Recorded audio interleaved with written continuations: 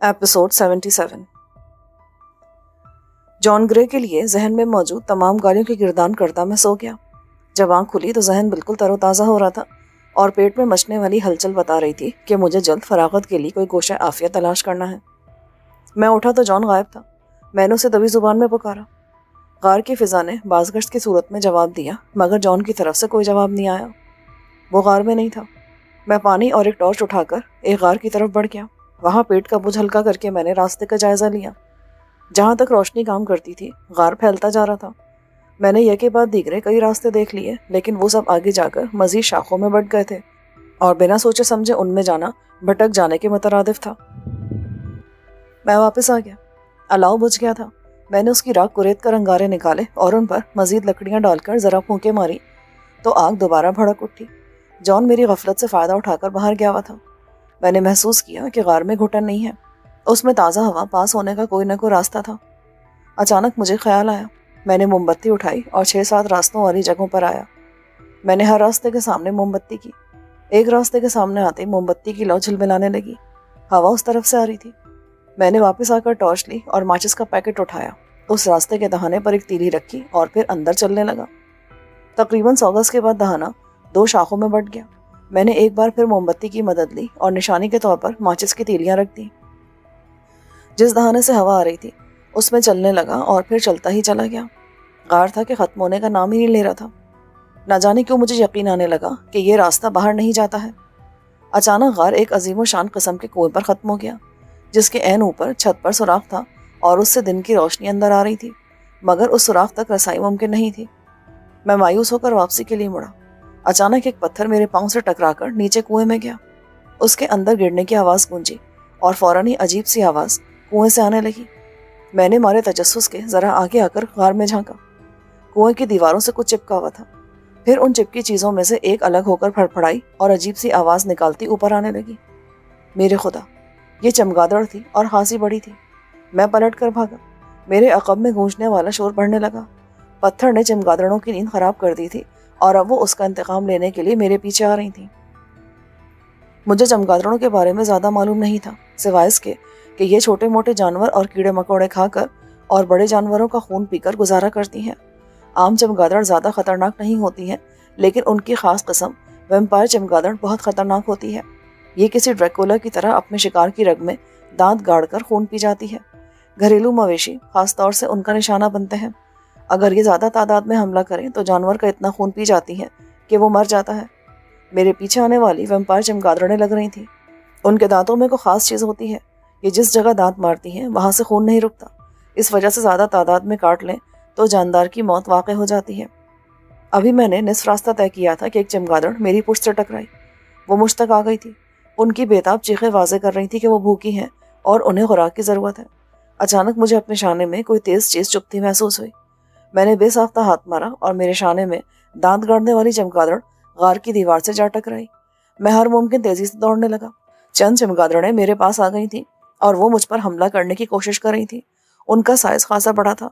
एक चमगादड़ मुझसे आगे निकली। उसके परों का फैलाव किसी भी तरह 2 फुट से कम ना था। पहला गार ख़त्म हुआ तो मैं दूसरे गार में दाखिल हुआ, मगर कुछ दूर तक जाने के बाद एहसास हुआ कि मैं गलत गार में घुस गया हूँ और ये ना जाने कहाँ जाकर ख़त्म होता। भागते भागते मुझे दाएं तरफ एक खला नज़र आया। मैं बिला हिचकिचाहट उसमें दुबक गया। ज़्यादातर चमगादड़ें पीछे रह गई थीं। बस चंद एक मेरा पीछा कर रही थी।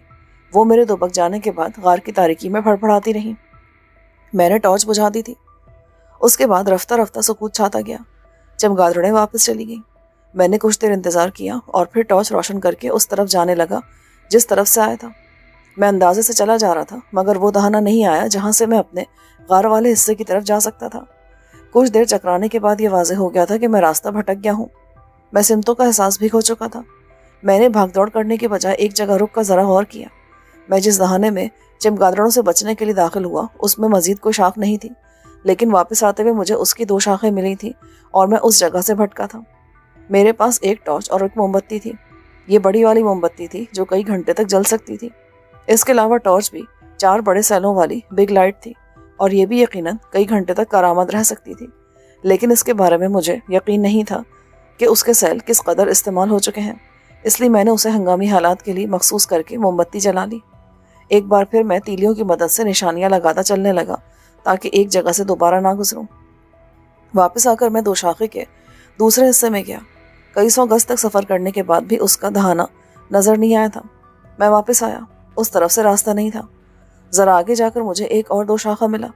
میں اس سے دائیں طرف والے میں گیا، لیکن آگے جا کر یہ مزید 3 شاخوں میں بٹ گیا۔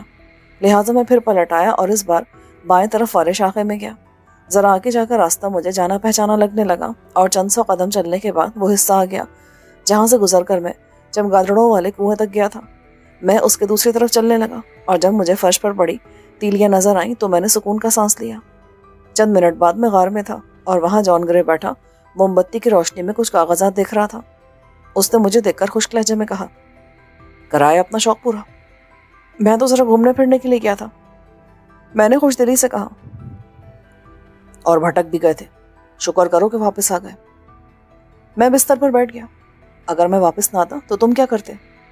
کچھ نہیں، اپنے آدمی کو بلانا پڑتا تمہیں تلاش کرنے کے لیے، جبکہ ابھی میں نہیں چاہتا کہ ہماری اس پناہ گاہ کا کسی کو علم ہو۔ یہ کیسے کاغذات ہیں؟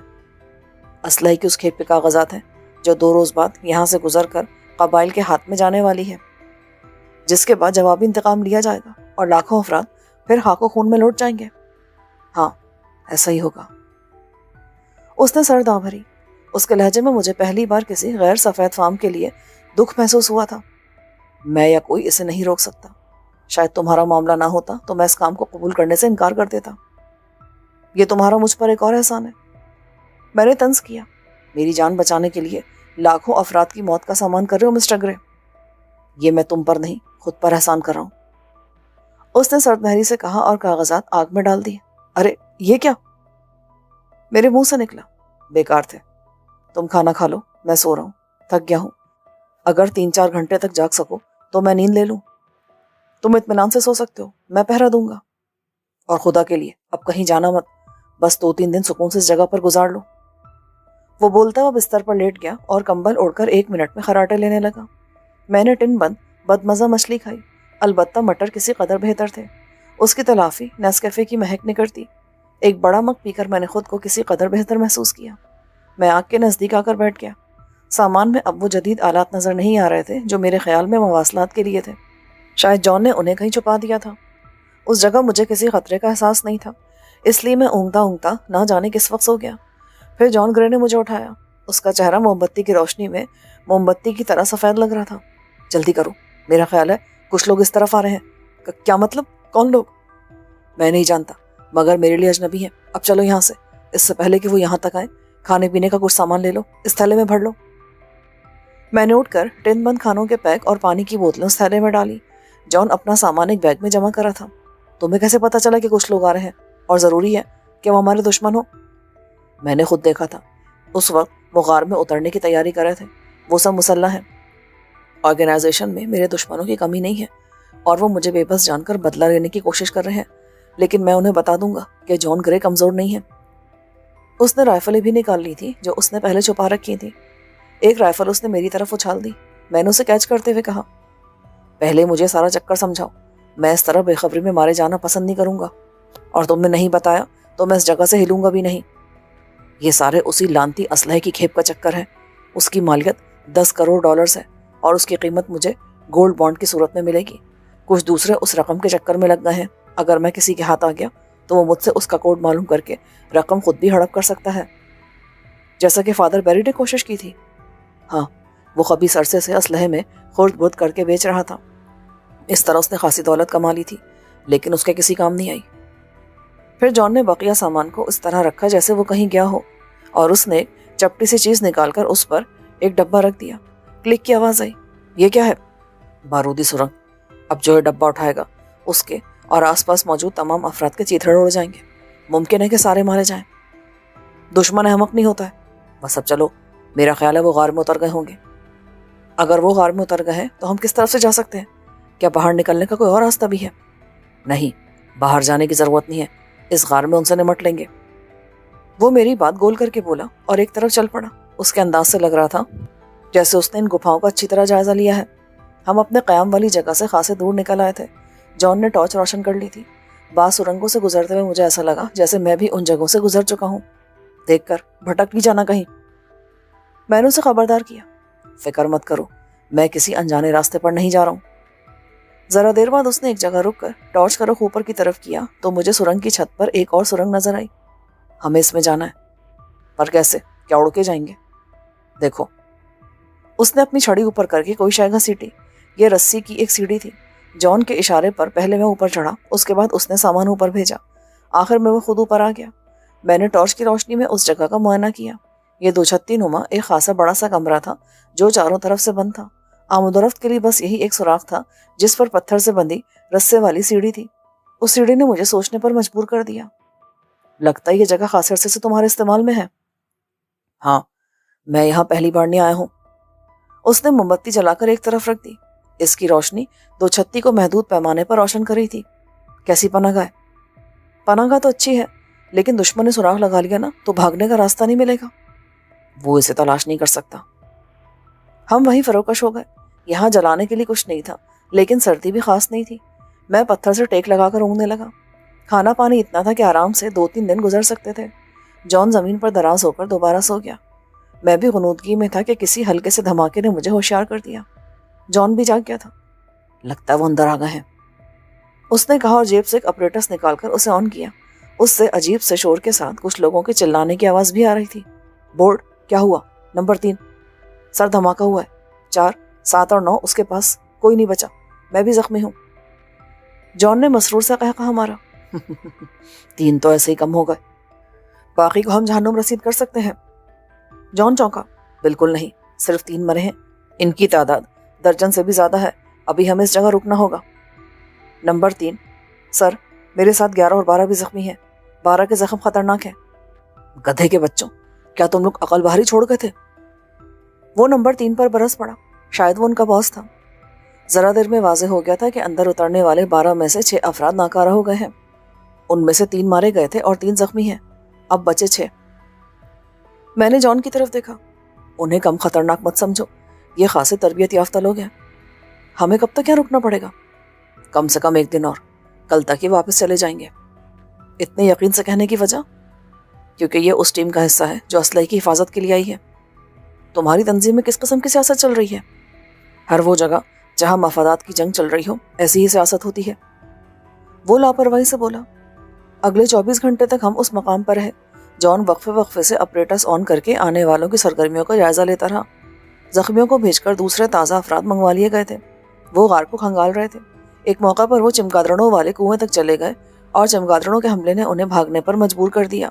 انہوں نے بے تحاشا فائرنگ کر کے بے شمار چمگادڑیں مار دی تھی۔ جان یوں مطمئن تھا جیسے کوئی مسئلہ ہی نہیں ہے۔ میں نے بھی یہاں بیشتر وقت سو کر گزارا۔ اس بار بھی جان گرے نے مجھے سوتے سے اٹھایا تھا۔ چلو، روانگی کا وقت آ گیا ہے، اور جو باہر تمہارے رشتے دار بیٹھے ہیں وہ، ان کی فکر مت کرو، میرے ساتھ آؤ۔ اگر راستے میں کوئی آیا تو تمہارے پاس رائفل کس لیے ہوگی؟ Shoot them. سوری، میں اس بلا وجہ کی قتل و غارت گری سے تنگ آ گیا ہوں۔ اب کسی اور کو قتل نہیں کروں گا۔ مرضی ہے تمہاری، اگر تم نہیں مارو گے تو وہ تمہیں مار دیں گے۔ جان نیچے اتر گیا۔ میں اس کے پیچھے تھا۔ سارا سامان وہیں چھوڑ دیا تھا۔ ہمارے پاس صرف اسلحہ تھا۔ جان کے پاس بیگ میں اس کا کچھ خاص سامان تھا۔ حسب معمول وہ رہنمائی کرا تھا۔ اس بار اس نے ایک نیا راستہ اختیار کیا۔ ہم مختلف سرنگوں سے گزرتے بلندی کی طرف جا رہے تھے۔ بعض مقامات سے سرنگ کی چھت سے لٹکتی ہوئی پودوں اور درختوں کی جڑیں نظر آئیں، یعنی ہم سطح زمین سے خاصے قریب تھے۔ ایک جگہ رک کر جان نے دیوار کو ٹٹولا اور پھر ایک رسہ پکڑ کر کھینچ لیا۔ اس کے ساتھ ہی مٹی کا ایک بڑا سا تودا گرا اور باہر کی روشنی جھلکنے لگی۔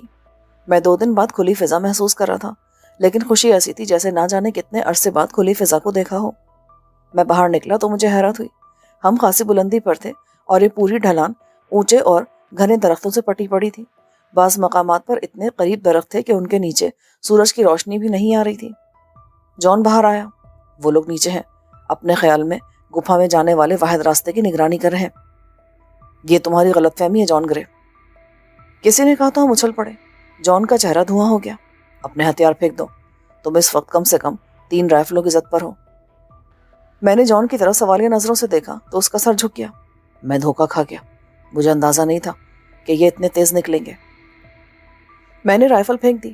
جان گرے، یہ تمہاری جنگ ہے۔ جان، تم بھی عقل مندی کا ثبوت دو۔ آواز نے مشورہ دیا۔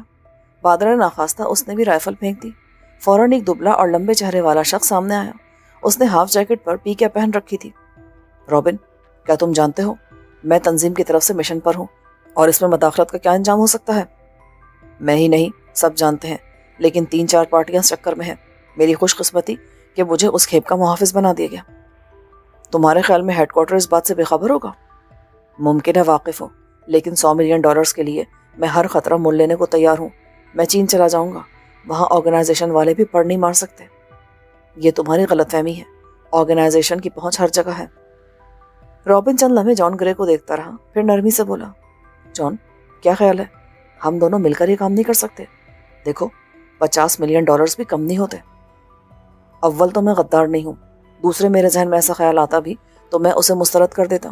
یہ 50 یا 100 ملین ڈالرز شاید اکاؤنٹ میں پڑے رہ جاتے اور میں دوسری دنیا میں جا چکا ہوتا۔ تو تم نہیں مانو گے؟ رابن کے پتلے سے چہرے پر درش تاثرات نمودار ہوئے۔ جان گرے، مجھے وہ کوڈ چاہیے۔ کوڈ میرے پاس نہیں ہے، وہ عین وقت پر مجھے بتایا جائے گا۔ کوڈڈ میسج آئے گا۔ یقین نہیں آ رہا تو میرے بیگ میں کوڈ پیغام موصول کرنے والی مشین ہے، اسے دیکھ لو، تلاشی لو اس کی۔ رابن نے بلند آواز سے کہا تو درختوں کے عقب سے ایک نوجوان سامنے آیا۔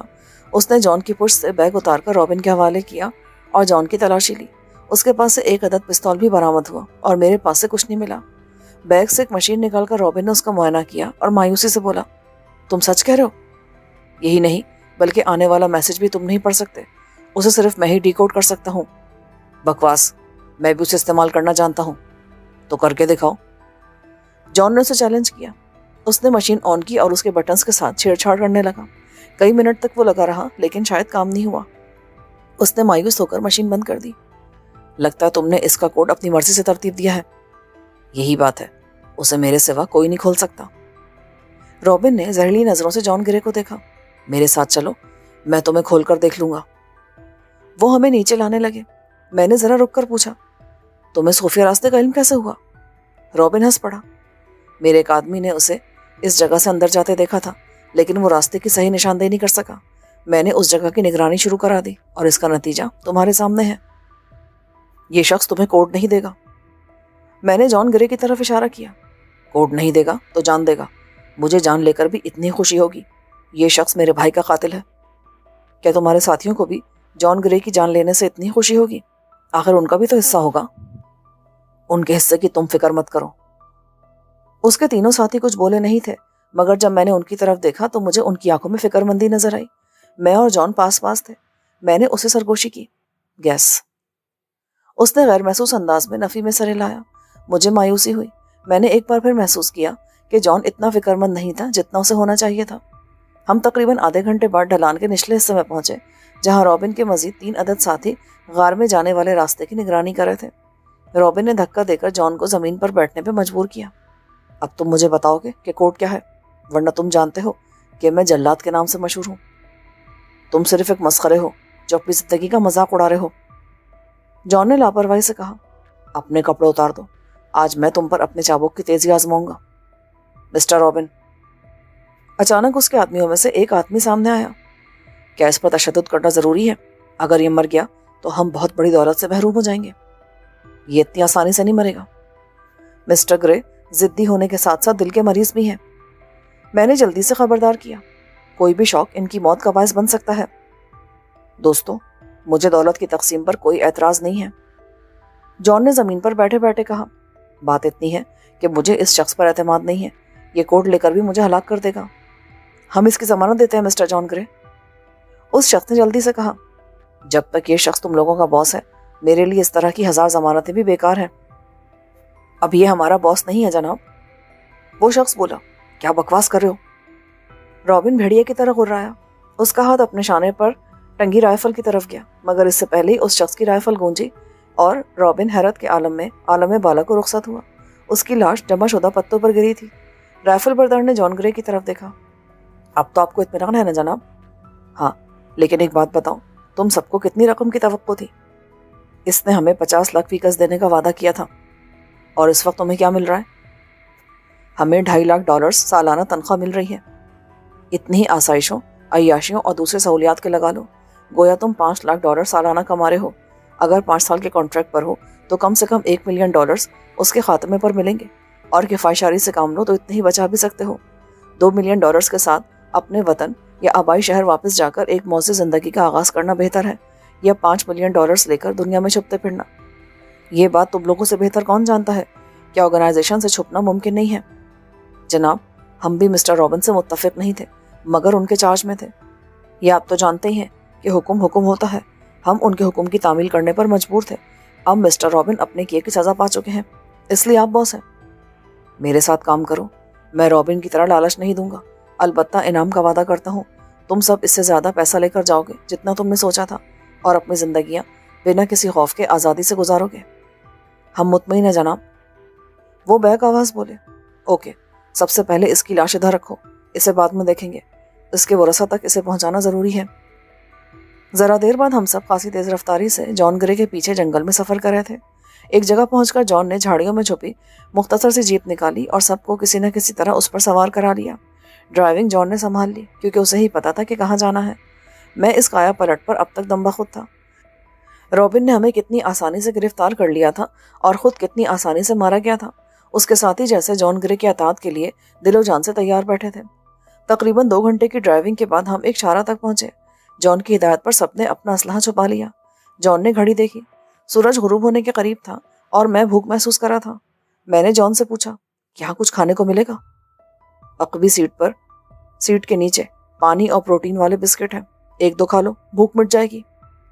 سبھی بھوک محسوس کر رہے تھے، اس لیے یہ خاص غذائیت سے بھرپور بسکٹ کھائے۔ ان کے کھانے کے فوراً بعد جسم میں حیرت انگیز توانائی محسوس ہونے لگی۔ جان بار بار گھڑی دیکھ رہا تھا، پھر اس نے اپریٹس نکال کر اس پر کسی کو کال کی۔ جی کالنگ، کیا پوزیشن ہے؟ دوسری طرف سے جواب سن کر اس نے اپریٹس بند کیا اور چیخ کر بولا، تیار ہو جاؤ، قافلہ آنے والا ہے۔ ذرا دیر بعد سڑک پر ایک طرف سے ٹرکس نمودار ہوئے۔ ان کی تعداد کسی بھی طرح 15 سے کم نہیں تھی۔ ان کے عقبی حصے ترپاروں سے ڈھک کر رسوں سے باندھ دیے گئے تھے۔ ٹرکوں کے ساتھ ایک جیپ بھی تھی۔ اس سے سادہ لباس میں ایک شخص اترا اور نزدیک آ کر جان گرے کو سلوٹ کیا۔ جے وائم سر۔ جی کوڈ پلیز۔ وائم نے حیرت سے جان گرے کی طرف دیکھا۔ سر، کوڈ آپ نے دینا ہے۔ جان نے اپنا آپریٹس آن کر کے اس کے چند بٹن دبائے اور اس کی اسکرین وائم کی طرف کر دی۔ اس نے اپنے آپریٹس کی اسکرین پر کوڈ چیک کیا اور سر ہلایا۔ ویری نائس سر، اب یہ آپ کے ہینڈ اوور ہے سر۔ اس نے باقاعدہ سلوٹ کیا۔ کیا تمہارے پاس روٹ پلان ہے؟ نو سر، ہمیں بتایا گیا تھا کہ یہ بھی آپ کی ذمہ داری ہے۔ اوکے، آؤ میرے ساتھ۔ جان جیپ کی طرف بڑھا اور اس پر سوار 6 محافظوں کو ٹرکوں کی طرف بھیج دیا۔ میں نے نوٹ کیا کہ ہر ٹرک میں 2 افراد تھے، یعنی 2 درجن سے زیادہ افراد صرف ٹرکوں پر تھے اور 4 افراد وائم والی جیپ پر سوار تھے اور 8 ہم تھے، یعنی کل 42 افراد تھے۔ میرے خیال میں اسلحے کی اتنی بڑی کھیپ کی محافظت کے لیے اس سے زیادہ افراد کو ہونا چاہیے تھا۔ افریقہ کوئی محفوظ سرزمین نہیں ہے۔ آدھے گھنٹے بعد جان نے جیپ کچے میں اتار دی۔ تاریکی میں اس ناہموار راستے پر شدید نوعیت کے جھٹکے لگ رہے تھے۔ ہم کہاں جا رہے ہیں؟ میں نے جان گرے سے پوچھا۔ زمبیا۔ میرے خدا، تم لوگ وسط افریقہ میں ہو، قبائل تک اسلحہ پہنچانے کے لیے اتنا طویل روٹ اختیار کر رہے ہو۔ کئی ملکوں سے گزر کر یہ اسلحہ کس طرح ان تک پہنچے گا؟ یہ تمہارا درد سر نہیں ہے، ویسے بھی ہمیں زمبیا کی سرحد تک یہ اسلحہ پہنچانا ہے۔ آگے جن لوگوں کے حوالے کیا جائے گا ان کی ذمہ داری ہے۔ 2 گھنٹے بعد قافلہ ایک میدان میں رک گیا۔ ٹرکوں کو ایک جگہ کر کے ان کے گرد پہرا لگا دیا گیا۔ چند افراد خیمے نصب کر رہے تھے۔ میں ٹہلتا ہوا ٹرکس کی طرف چلا گیا۔ اس کے پاس کھڑا محافظ چوکنا ہو گیا۔ کون ہو تم؟ اس طرف کیوں آئے ہو؟ بھڑک کیوں رہے ہو یار؟ میں بھی تمہارا ساتھی ہوں۔ ویسے کیا تمہیں معلوم ہے کہ ان ٹرکوں پر کیا لدا ہے؟ احمقانہ باتیں مت کرو، اپنی جگہ پر جاؤ۔ تمہاری مرضی۔ شاید تم سمجھ رہے ہو کہ ان پر اسلحہ ہے، حالانکہ ان میں تابکار مادہ بھرا ہے جسے دہشت گردوں سے بچا کر ٹھکانے لگانے کے لیے افریقہ بھیجا گیا ہے۔ تم نے محسوس نہیں کیا؟ جیپ والا کوئی فرد اس طرف آنا پسند نہیں کرتا۔ تابکار مادہ؟ تم سے کس نے کہا؟ اس نے تشویش سے پوچھا۔ میں جانتا ہوں یہ زیادہ خطرناک نہیں ہے، لیکن جو لوگ زیادہ دیر اس کے نزدیک رہتے ہیں ان کو خون اور ہڈیوں کے کینسر کا خدشہ بڑھ جاتا ہے۔ کینسر؟ اس کے منہ سے ڈری ڈری آواز نکلی۔ زیادہ خطرناک نہیں ہے، بس زیادہ نزدیک مت جانا۔ اور تم جانتے ہو کینسر آج کل قابل علاج ہے، بشرطے کہ اسے شروع میں پکڑ لیا جائے۔ اس کے منہ سے نہ جانے کس کے لیے ناشائستہ کلمات نکلے۔ میں نے اسے دوسرے محافظ کی طرف جاتے دیکھا اور مسکراتا ہوا واپس کیمپ کی طرف آ گیا۔ 4 عدد کشادہ خیمے لگ گئے تھے اور کچھ افراد آرام کر رہے تھے۔ 10 منٹ کے اندر پہرا دینے والے بھی وہاں پہنچ گئے۔ میں خیمے میں لیٹا باہر ہونے والے ہنگامے کی آوازیں سنتا رہا۔ کچھ دیر کے بعد جان گرے غراتا ہوا اندر آیا۔ یہ کیا بکواس کر کے آئے تم باہر؟ کیوں؟ میں نے کیا کیا؟ تم نے محافظ سے کہا کہ ٹرک میں اسلحے کے بجائے تابکار مادہ بھرا ہے، اب کوئی ٹرکوں کے نزدیک جانے کے لیے تیار نہیں ہے۔ افسوس، میں نے تو صرف اتنا کہا تھا کہ اگر اس ٹرک میں اسلحے کے بجائے تابکار مادہ بھرا ہوتا تو تمہیں اس سے ایک مخصوص فاصلے پر ہونا چاہیے تھا، ورنہ تمہیں کینسر بھی ہو سکتا ہے۔ بکو مت، تم نے میرے لیے پریشانی کھڑی کر دی ہے۔ تو اس میں کیا مسئلہ ہے؟ تم کسی ایک ٹرک کا سامان کھول کر انہیں دکھا دو کہ ٹرکوں میں اسلحہ ہی ہے۔ یہ بھی آسان کام نہیں ہے، آخر تمہاری زبان میں خارش کیوں ہوتی رہتی ہے؟ بس ہوتی رہتی ہے، اب کیا کر سکتا ہوں؟ کہو تو میں ان سے بات کروں۔ وہ کچھ سننے کے لیے تیار نہیں ہے۔ جان پھر باہر چلا گیا اور میں کھانا کھا کر لیٹ گیا۔ یہاں بھی وہی ٹن بند کھانا تھا، کافی نصیب نہیں ہوئی تھی۔ صبح مجھے بیدار کیا گیا تو ناشتہ اور قافلہ روانگی کے لیے تیار تھا۔ ایک پیالہ حلق سے اتار کر اور کافی پی کر میں جلدی سے جیپ میں جا بیٹھا۔ ٹرکوں کے کئی محافظ مجھے کینہ توز نظروں سے گھور رہے تھے۔ جان جیپ کے بونٹ پر ایک نقشہ پھیلائے وائم کے ساتھ ان کا معائنہ کر رہا تھا۔ وہ راستے کے بارے میں بحث کر رہے تھے۔ آخر کسی ایک بات پر متفق ہو کر وہ الگ ہوئے۔ جان نے جیپ کی ڈرائیونگ سیٹ سنبھال لی۔ یوسف، تم اوور ہو جاتے ہو، اس نے سرد لہجے میں کہا۔ جب میرے پاس کرنے کے لیے کچھ نہ ہو تو میں ایسے اوور ہو جاتا ہوں۔ یہ بتاؤ کہ ابھی اور کتنے دن کا سفر ہے؟ بس آج رات ہم زیمبیا کی سرحد تک پہنچ جائیں گے۔ اتنی جلدی؟ ہم جنوبی افریقہ کے شمال مغربی علاقے میں ہیں، سرحد یہاں سے 300 میل دور ہے۔ سنو، مجھے نہیں معلوم کہ آگے کیا خطرات پیش آئیں گے، لیکن تم مجھے بھی اسلحہ دو۔ جیپ کی عقبی سیٹ تلے تمہیں ہتھیار مل جائیں گے، لیکن وہ صرف ہنگامی حالات کے لیے ہیں۔ میں ہنگامی حالات کا انتظار نہیں کر سکتا، میں نے کہا اور اچک کر عقبی سیٹ پر چلا گیا۔ ایک نشست تلے جان گرے اچھا خاصا اسلحہ خانہ لیے پھر رہا تھا۔ اس میں عام مشین پسٹل سے لے کر طویل فاصلے پر مار کرنے والی اسنائپر رائفل تک تھی۔ میں نے ایک M16 رائفل کا انتخاب کیا، G3 جو جرمن ساخت تھی، اور کلاشنکوف کے ساتھ اس کا شمار دنیا کی 3 بہترین اسالٹ رائفلوں میں ہوتا تھا۔ میں خانہ بند کرا تھا کہ میری توجہ ایک اور چیز نے مبذول کرا لی۔ چند لمحے بعد میں دوبارہ جان گرے کے پاس آن بیٹھا۔ 5 گھنٹے کے مسلسل سفر کے دوران بعض جگہوں پر انسانی آبادیوں کے نشانات نظر آئے، اکا دکا لوگ بھی نظر آئے، مگر زیادہ تر سفر جنگلات کے علاقے میں تھا۔ میں نے ببر شیر سے لے کر ہاتھی اور زرافے تک دیکھے۔ ایک موقع پر گھاس سے افریقی گینڈا نکلا اور شور کرتا دوسری طرف گھاس میں غائب ہو گیا۔ 5 گھنٹے بعد ہم آرام کے لیے رکے تو سب کا تھکن سے برا حال تھا۔ اب آگے سفر کی ہمت نہیں ہے۔ میں کنارے پر اگی نرم گھاس پر لیٹ گیا۔ اس علاقے میں سردی کا اثر نسبتاً کم تھا۔ مجھے 3 گھنٹے سے پہلے مت اٹھانا۔ اے مسٹر، یہ کیا کر رہے ہو؟ ادھر سانپ ہوتے ہیں۔ وائم ہماری طرف دوڑا۔ سانپ؟ میں بوکھلا کر اٹھ گیا اور اتفاق سے اسی وقت گھاس سے ایک عجیب چپٹا سا سبز رنگ کا سانپ تل ملاتا ہوا نکلا اور جیپ تلے گھس گیا۔ جان کی حالت خراب نظر آنے لگی۔ وہ چلایا، اسے نکالو۔ کئی محافظ دوڑے مگر سانپ نہ جانے جیپ کے کس حصے میں گھس گیا تھا، نظر ہی نہیں آ رہا تھا۔ میرا خیال ہے وہ دوسری طرف نکل گیا ہے۔ نہیں نکلا، نہ اس طرف تھا۔ جان گر بولا، یہ بہت خطرناک اور پھرتیلا سانپ ہے، آدمی کو ایسے۔ وائم کی بات ادھوری رہ گئی۔ کسی نے بھیانک چیخ ماری۔ ہم سب نے ہڑبڑا کر دیکھا۔ ایک محافظ اپنی کلائی سے اس سبز رنگ کے سانپ کو چھڑانے کی کوشش کر رہا تھا۔ وائم چھرا سنبھال کر اس کی طرف دوڑا، مگر جب تک وہ محافظ کے نزدیک پہنچتا وہ تڑ سے زمین پر گر چکا تھا اور اس کی رنگت نیلگوں پڑنے لگی تھی۔ سانپ اس کی کلائی سے اتر کر مخصوص تلملاتے انداز میں گھاس کی طرف لپکا۔ بہرحال وہ گولی سے زیادہ پھرتیلا ثابت نہیں ہوا۔ ایک برش نے اس کے چیتھڑ اڑا دیے۔ وائم مارگزیدہ محافظ کو دیکھتے ہوئے میڈیکل کٹ لانے کے لیے دھاڑا، مگر طبی امداد دینے سے پہلے اس کی آنکھیں اوپر چڑھ گئیں اور اس نے دم توڑ دیا۔ میں دم بخود رہ گیا۔ اس قدر زہریلا سانپ تھا وہ۔ کنگ کوبرا بھی کسی کو کاٹ لے تو وہ مرنے میں 20 منٹ لگاتا ہے، لیکن اس سانپ کے زہر نے 1 منٹ میں اس محافظ کی جان لے لی تھی۔ اس کے ساتھی افسردہ تھے، مگر زندگی اور موت کا یہ کھیل ان کے لیے نیا نہیں تھا۔ انہوں نے اپنے ساتھی کی لاش نزدیکی گڑھے میں ڈال کر اسے مٹی اور پتھروں سے بھر دیا۔ ممکن ہے وہ اسے بعد میں آ کر نکالتے، مگر فی الوقت اس کا لے جانا ممکن نہیں تھا۔ اس افسردہ ماحول میں کسی سے کچھ بھی نہیں کھایا گیا، اس لیے 2 گھنٹے بعد قافلہ دوبارہ روانہ ہوا۔ شام کو ایک جگہ رک کر سب نے چائے کافی پی، کچھ کھانے کو لیا اور دوبارہ آگے روانہ ہو گئے۔ اب تک ہم باقاعدہ راستوں پر سفر کر رہے تھے جو کچے ہونے کے باوجود قابل سفر تھے۔ سورج غروب ہوتے تیزی سے تاریکی پھیلنے لگی۔ قافلے نے کچا راستہ چھوڑ کر ناہموار اور انچوا راستہ پکڑا جو اس سارے سفر کا حاصل تھا۔ ایسے شاندار جھٹکے لگ رہے تھے کہ لگتا تھا ابھی ہر ہڈی اپنے جوڑ سے نکل جائے گی۔ ٹرک بالکل رینگتی رفتار سے چل رہے تھے۔ غالباً خطرہ تھا کہ کوئی डेटोमीटर झटके से चल जाए और सबके चीथड़े उड़ जाएं। एक मखसूस मकाम तक काफिला रेंगता रहा। फिर जॉन ने जीप रोककर किसी से वायरलेस पर बात की। सब हाथ पांव खोलने के लिए नीचे उतरे, लेकिन जैसे ही जॉन ने चलने का इशारा किया, सब अपने अपने ट्रकों पर सवार हो गए। अब और कितनी दूर चलना है? 2 घंटे का सफर है। ज्यादा तवील तो नहीं है, लेकिन खतरनाक जरूर है। सियाफाम हुकूमत आने के बाद ज़ाम्बिया की सरहद से फौजी कम कर दिए गए हैं, लेकिन अभी भी कोई गश्ती दस्ता इस तरफ वहां निकलता है। मुमकिन है हमें रोशनियां बुझानी पड़े। इस सूरत में कोई ट्रक किसी गड्ढे में जाकर तो मेरे ख्याल में हमें रिस्क लेना ही पड़ेगा। जॉन के लहजे में तशवीश थी। काफिला एक बार फिर रेंगने लगा। एक मकाम पर जहां सरहद नजदीक थी, जॉन ग्रे के इशारे पर तमाम रोशनियां बुझा दी गईं और हर गाड़ी के आगे एक आदमी रहनुमाई के लिए चलने लगा। अचानक जॉन के ऑपरेटर्स पर इशारा हुआ। यस, हम नजदीक हैं, रहनुमाई करो, उसने कहा। दूसरी तरफ से कुछ कहा गया। जॉन ने ऑपरेटर्स पर देखकर उसे लोकेशन बताई। फौरन ही दाएं तरफ से तकरीबन 1 किलोमीटर के फासले पर टॉर्च जलने बुझने लगी। कम से कम उतने फासले से यह टॉर्च ही नजर आ रही थी। हमने देख लिया।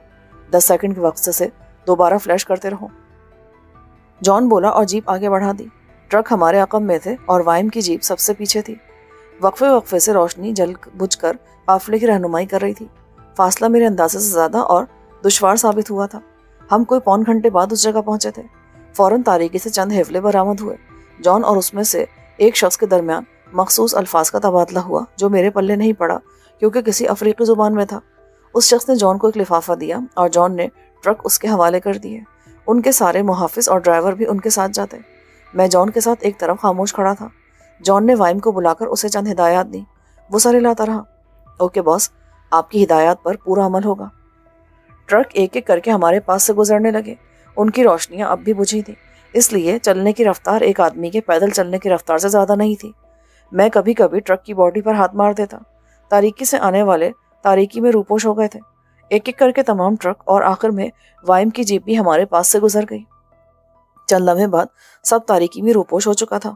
अब चलो, ड्राइविंग तुम करोगे, जॉन ने कहा। यस बॉस, मैंने ड्राइविंग सीट पर बैठते हुए कहा। क्या वापस चलना है? हाँ, लेकिन उस रास्ते से नहीं, दूसरे रास्ते से, वो मैं बताऊंगा। जॉन मेरे बराबर में बैठ गया। अब ये खेप किसके हैंड ओवर है? जिसने खरीदी है, लेकिन हमारे आदमी मंजिल तक जाएंगे। मैंने जीप की रोशनियां जला ली थी। जॉन ने कोई एतराज नहीं किया था। मैंने 1-2 बार मुड़कर देखा। हम खासा आगे निकल आए थे। मैंने मायूसी की सांस ली ही थी कि जमीन एक जोरदार धमाके से गूंज उठी। जीप उछल पड़ी। जॉन बौखला कर मुड़ा था। अकब में जहां इस वक्त काफिले को होना चाहिए था, वहां से शोले बुलंद हो रहे थे। सुर्ख और स्याह शोले दम बदम फैल रहे थे।